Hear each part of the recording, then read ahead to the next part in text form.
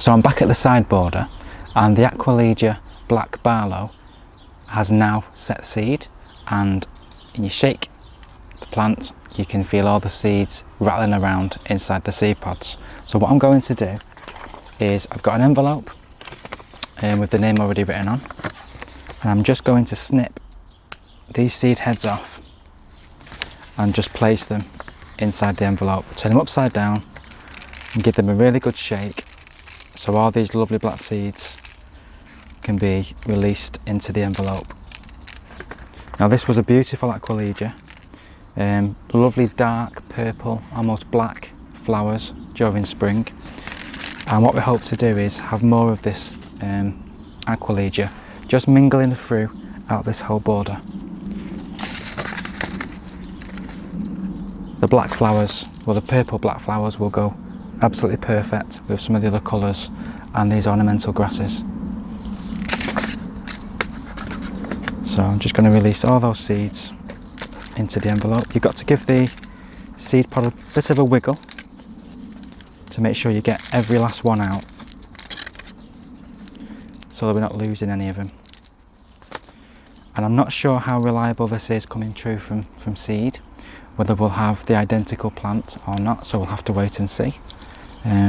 Aquilegias are well known to be quite promiscuous, so when the bees come and pollinate them, they're using the pollen from the other plants, other Aquilegias around, and the other ones around this area are the pink variety and the blue variety, the Aquilegia vulgaris. So we'll just have to wait and see what we get.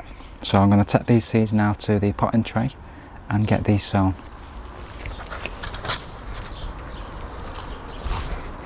This was a seed tray we bought some vegetables in, so I'm recycling this seed tray. I've already filled it with compost, and I'm just going to put just a small sprinkle in each module, maybe 3 or 4.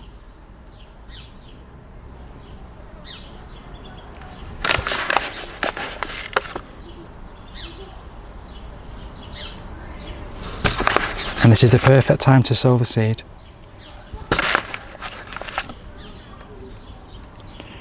Once it's ripe on the parent plant, then it's a perfect time to either let itself sow in the ground or collect it yourself and put it into modules or trays like I'm doing. And that's plenty. And I'm just going to put a little bit of grit over each one.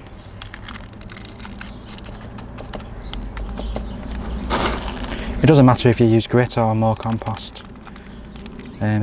We've got some grit at hand at the moment, so I'm just using this up.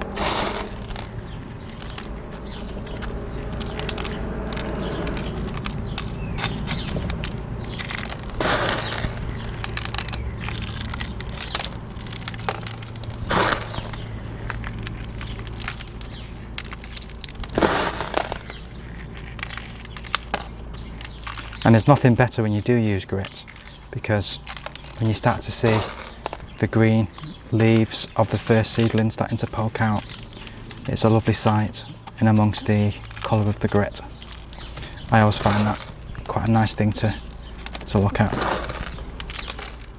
And then just going to firm that down, making sure the seeds are nice and close to the soil.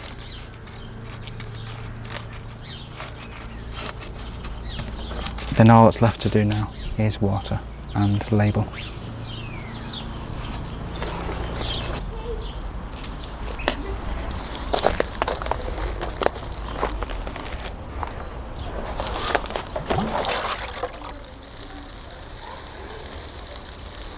So it's had a really good water, and it's going to be left somewhere out of the sun, somewhere quite shady, so that them seedlings can germinate, and hopefully we'll be able to come back and see the progress of it at a later stage.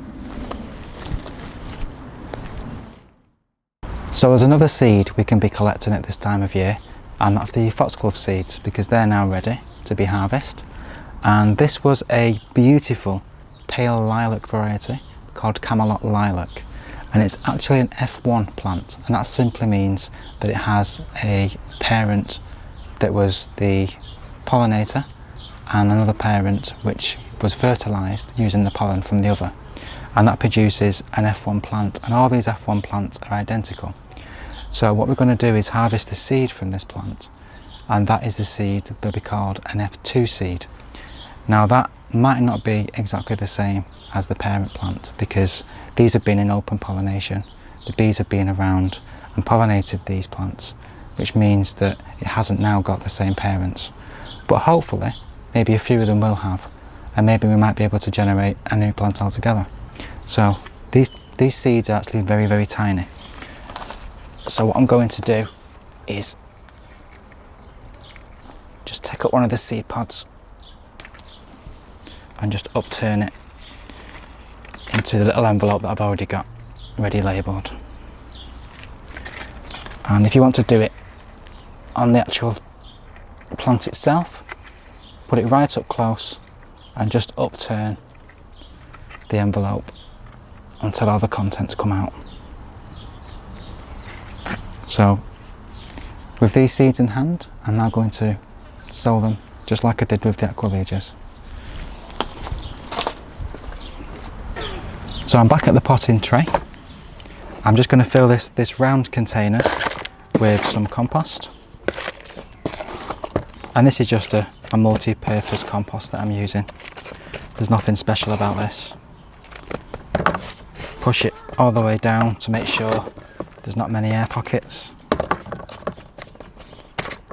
And I'm just going to get the surface of the compost and sow. I'm not going to over sow. Just a little pinch over the surface. And I'm just sprinkling that over nice and evenly. The last thing you want to do is sow too thickly, because then all the seedlings will be all crammed in together, and it'll mean you're going to have to be very quick at transplanting them all. So again, a little bit of grit for the top. We should have a nice rosette forming in the first year, and then the second year we should get a flower spike. Now if these were grown and sown in the springtime, this particular variety claims to flower the same year, because we're sowing in July, there's not time to be flowering this year. So it's just going to form a rosette of leaves, and that will overwinter, and then in the spring hopefully we'll get a lovely nice flower spike, hopefully with the same genetic characteristics as the parent plant, maybe something different, who knows, but it's a nice experiment to try. So that's it, I'll just take that to be watered.